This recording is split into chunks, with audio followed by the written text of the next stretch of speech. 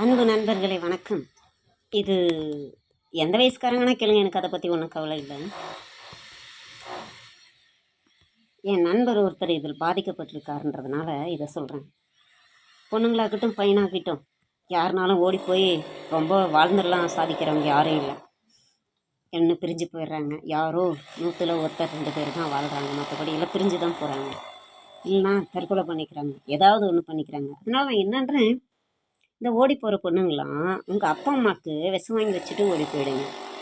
இல்லைன்னா இவ்வளோ வருஷமாக பெற்று வளர்த்து படிக்க வச்சு உங்களை ஒரு நிலை நிறுத்தணும்னு நினைக்கிற அப்பா அம்மாவை கேவலத்துக்கு ஆளாக்கிட்டு போகிற ஒரு பொம்பளை பிள்ளை எதுக்கு? வேஸ்ட்டு தானே. ஒன்று விஷம் வச்சு கூட்டு சாவடிச்சிட்டு போயிருங்க, இல்லையா நீங்கள் வீட்டிலே செத்து போயிருங்க. ஏன் ஓடி போய் சாகிறதுக்கும் வாழை வெட்டியாக வர்றதுக்கும் அந்த விருப்பம் விரும்புகிறீங்க? தவறு எது இருந்தால் மன்னிச்சிருங்க.